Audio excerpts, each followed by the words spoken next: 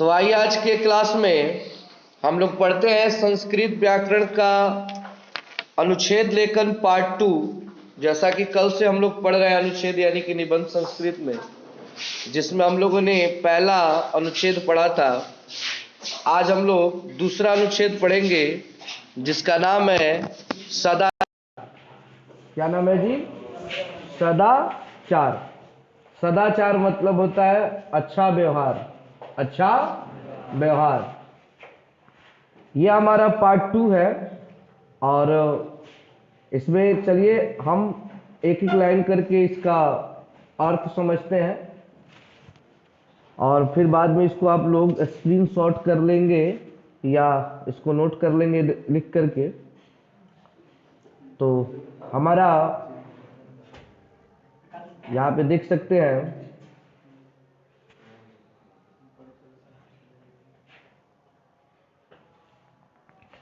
सबसे पहले लिखा है शताम आचार सदाचार कथ्यते। हमारा पहला वाक्य है कि सत्य का आचरण करना ही सदाचार कहलाता है। सत्य के मार्ग पर चलना ही क्या कहलाता है जी? सदाचार कहलाता है। दूसरा वाक्य है सज्जना यानी कर्माणि कुर्वन्ति। सज्जन लोग जब काम करते हैं यानी अच्छे लोग जब काम करते हैं, तानी एव अस्माभि कर्तव्यानि, उसी तरह हम लोगों को भी कार्य करना चाहिए। मतलब जिस तरह एक सज्जन व्यक्ति, एक अच्छा व्यक्ति कार्य करता है, उसी तरह हम लोगों को भी क्या करना चाहिए? कार्य करना चाहिए। ऋषयश्च वदन्ति यानी अनिंदितानि कर्माणि तानि सेव्यतानि नेत्राणि। ऋषियों का कहना है कि हम अपना कर्म और दूसरों की सेवा करते हैं तो वही क्या होता है, उसी को सदाचार कहा जाएगा।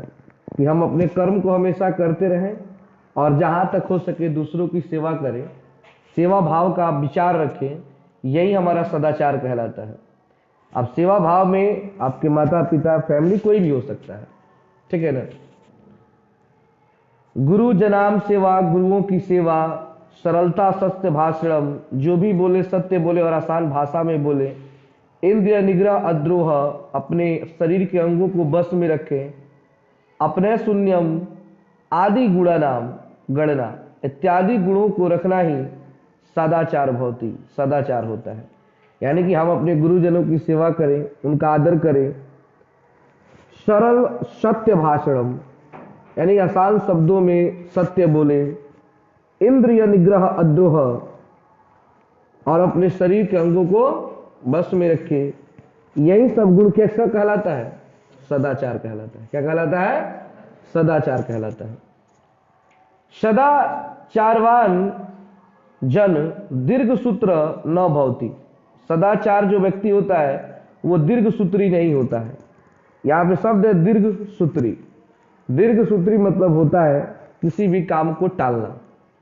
जैसे कि मान लीजिए आपके मन में आया कि आज शाम को 7 बजे मन से एकदम बढ़िया से 3 घंटा 7 से 10 पढ़ेंगे, और जैसे ही 7 बजे तो सोचे सुबह हमें उठ के पढ़ लेते हैं, अभी थोड़ा सा खा के सो लेते हैं, और सुबह हमें नींद ही नहीं टूटा भी तो ठंडा बहुत है तो फिर सो गए। तो आप क्या कर रहे हैं? काम को टाल रहे हैं। तो जो सदाचार व्यक्ति होता है वो अपने काम को टालता, बल्कि जब उसे करना होता है उसी टाइम को करना, उसी समय से शुरू करता है। वो कोई डेट नहीं रखता है, क्योंकि डेट जब हम देना शुरू करते हैं अपने आप को तो डेट कभी खत्म नहीं होता है। इसलिए कोई भी कार्य जब भी सोचे उसको तुरंत शुरू करें। अगर तुरंत शुरू कर देंगे तो वो काम हो जाएगा, लेकिन जब लगेंगे सोचने की बाद में कर लेंगे तो वो काम आपसे नहीं हो पाएगा, वो बहुत बड़ा काम हो जाएगा, ठीक है ना। इसलिए सदाचार व्यक्ति दीर्घ सूत्री नहीं होता है। दीर्घ सूत्री मतलब किसी भी काम में ज्यादा समय नहीं लगाता है।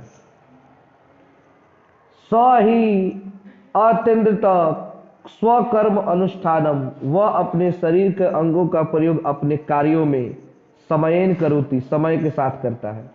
यानी जो सदाचार व्यक्ति होता है वह अपने शरीर के अंगों का प्रयोग अपने कार्यों में समय पर कर देता है।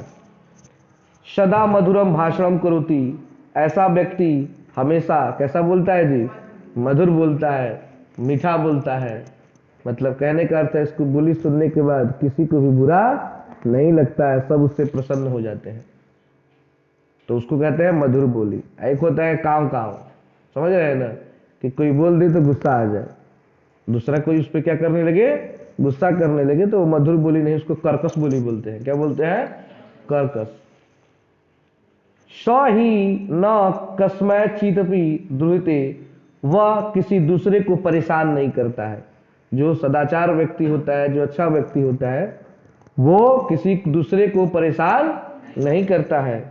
पूरा भारत सर्वे जना, संपूर्ण भारत में लोग सदाचारवंत आसन, सदाचार होते थे। यानी कि पहले की बात हो रही है कि पहले के लोग भारत में कैसे होते थे, सदाचार होते थे। पहले के लोग सीधे साधे, किसी से कोई दुश्मनी नहीं, हर किसी के साथ प्रेम भाव का भाव रखते थे। लेकिन अभी लोग क्या आ गए, कुटिल हो गए हैं। हर जगह हर कोई, हर एक व्यक्ति चाहे छोटा हो बड़ा हो, दिमाग लगा रहा है और वो कोशिश कर रहा है कि हम आगे हो जाए और सामने वाला क्या हो जाए, हमारे नीचे दब के रहे। सब कोई प्रयास में लगा हुआ है, तो ये सदाचार नहीं है। इदानीम रामचंद्रस्य मर्यादा पुरुषोत्तमस्य जीवनम सदाचार्यस्य उत्कृष्टम उदाहरणम संति। अगर बात किया जाए सदाचार की, तो सबसे बड़ा एग्जाम्पल हम राजा रामचंद्र, जिनको मर्यादा पुरुषोत्तम भी कहा जाता है, उनका एग्जाम्पल दे सकते हैं कि सदाचार अगर सीखना है तो राम से सीखिए, जिन्होंने कभी जीवन में प्रश्न किसी से नहीं किया कि मेरे साथ इतना बुरा क्यों हुआ। मैं एक बड़े घर में पैदा हुआ, मेरे पास सब चीज ठीक था, फिर भी मैंने कभी सुखी जीवन नहीं जिया, तो इसमें मेरी गलती क्या थी, मैंने किसी का बिगाड़ा क्या था। फिर भी उन्होंने कभी किसी से कोई प्रश्न और किसी पर कोई दोषारोपण नहीं लगाया था। मां के कहने पर पिता ने वनवास दे दिया, फिर भी वहां पर एक प्रश्न नहीं करना कि आखिर मुझे क्यों दिया जा रहा है, वचन आपने दिया था, वचन आपने लिया था, इसकी सजा मैं क्यों भुगतूं। रावण उठा के लेके चला गया, फिर भी उसके साथ नम्रता का ही व्यवहार हमेशा रहा, मरने के बाद भी उसके लिए रोते रहे। और वापस जब आए तो एक धोबी के कहने पर अपनी पत्नी को छोड़ दिया, उस पत्नी को जो अग्नि परीक्षा देकर आई थी। और फिर कभी धोबी को भी उन्होंने कभी मतलब दोषारोपण नहीं किया था उस पर, उसको दोष नहीं दिया कि तुम्हारे चलते मेरा जीवन ऐसा हो गया। तो ये होता है सदाचार, इसे कहते हैं धैर्य, इसे कहते हैं बर्दाश्त करना। तो एक बहुत बड़ा एग्जाम्पल है ये। राम थे कि नहीं थे, ये सवाल हमेशा लोगों के मन में है, पता नहीं थे कि नहीं हम भी नहीं जानते। लेकिन आपको राम नहीं समझना, आपको ये समझना कोई व्यक्ति था जो ऐसा था।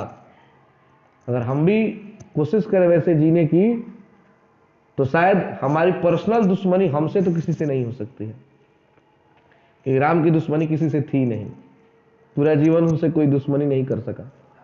रावण दुश्मन नहीं था, वो तो रावण खुद अत्याचारी था, वो सबसे दुश्मनी रखता था, लेकिन राम कभी उसको अपना दुश्मन नहीं मानते थे। अस्माभि तस्यैव जीवनम अनुकरणीयम, हमें भी उनके जीवन का अनुकरण करना चाहिए। अनुकरण मतलब उनके बताए गए मार्ग पर, उनके जीवन पर, उनके जीवन जैसा जीवन था वैसा हमें भी अपने जीवन में कोशिश करना चाहिए कि थोड़ा सा भी उनका अंश हमारे अंदर आए। और उनका गुण क्या था जी, कि सब चीज होने के बाद भी शांत व्यक्ति थे, सब चीज होने के बाद भी शांत थे, इसलिए वो मर्यादा पुरुषोत्तम कहलाते थे।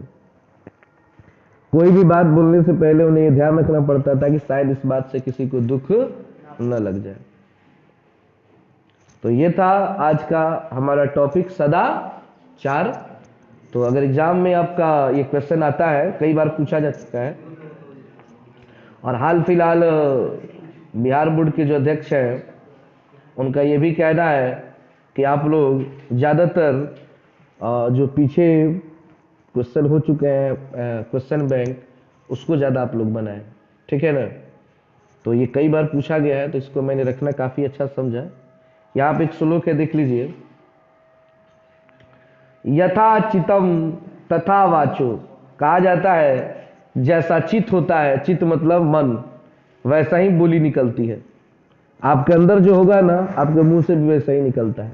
अगर आप अच्छे इंसान हैं तो आपसे अच्छी बातें निकलेगी। ऐसा नहीं कि अंदर आप खजूर टाइप के व्यक्ति हैं और बाहर आप रसगुल्ला के जैसा बोलेंगे, क्योंकि अंदर जैसा ऐसा इंसान होता है वो बाहर से भी वैसा ही होता है। ज्यादातर कभी न कभी निकल जाता है। आप बना के 2-3 मिनट झूठ बोल सकते हैं, लेकिन कह दिया जाए कंटिन्यू 4-5 दिन उसी लैंग्वेज में रह नहीं रह पाइएगा।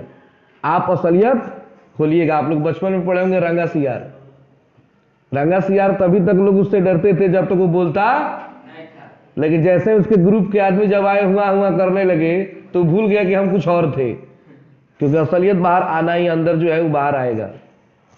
तो यथा चितम तथा वाचो, जैसा चित वैसा वचन, जैसी मन वैसा बोली। यथा वाचस्तता क्रिया, और जैसी बोली वैसी क्रिया। इंसान का जैसा मन होता है वैसा वो बोलता है, और जैसा वो बोलता है उसी प्रकार का काम भी करता है, एकदम उसी टाइप को काम करेगा। चीते वाची क्रियांच साधुनेम कृपा। साधु होगा तो साधु के जैसा करेगा, और दुष्ट होगा तो दुष्ट के जैसा करेगा। क्योंकि हमारे मन के अंदर जो चीज है ना, उसे हम समाज के सामने ज्यादा देर तक दबा नहीं सकते हैं। वो कभी ना कहीं बाहर झलक जाएगा। आप ही में से बहुत लोग अगर मान लीजिए किसी अनजान व्यक्ति के पास जाते हैं, या पहली बार कोई हितई जाते हैं, तो आप लोग कोशिश करते हैं कि मेरा जो प्रदर्शन बहुत शानदार हो, शांत रहेंगे, कम बोलेंगे, मतलब पूरा अपना करते हैं। बस 1 घंटा 2 घंटा 3 घंटा बर्दाश्त करते करते अब तो जहां ग्रुप जमा हुआ बस अपना भूल जाएंगे कुछ सोच कर आए थे घर से, और उसी लैंग्वेज में शुरू कर देंगे, और आपका काम भी उसी तरह का होगा। कुछ बाद लोग आपका आइडिया लगा लेते हैं कि आप क्या थे। तो हर व्यक्ति अच्छा हो या बुरा हो, जैसा उसका मन होगा वैसी उसकी बोली होगी, और जैसी उसकी बोली होगी वैसा उसका कर्म होगा। इसलिए सबसे मेन चीज है मन, यानी अंदर, आपके अंदर भावना कैसी है। आप किसी व्यक्ति को लेकर दुश्मनी का भाव रखते हैं, ऐसा हो ही नहीं सकता कि आप दोस्ती के जैसा उसको ज्यादा देर ट्रीट कर सके। ठीक है, ऊपर ऊपर खूब अच्छा अच्छा बतियाएंगे, लेकिन जैसे ही जोश में आएंगे फिर दुश्मनी वाला रंग दिखाना शुरू कर देंगे। अक्सर चुनाव के टाइम ये सब दिखाया जाता है। मान लीजिए कोई बीजेपी से है और राजद का पार्टी मिल गया, तो भले मुंह पे चिकनाएगा खूब, लेकिन जहां कभी जोश में आएगा फट से अपना बड़ाई करना शुरू कर देगा। वो भूल जाएगा कि भाई सामने वाला सुन भी रहा है।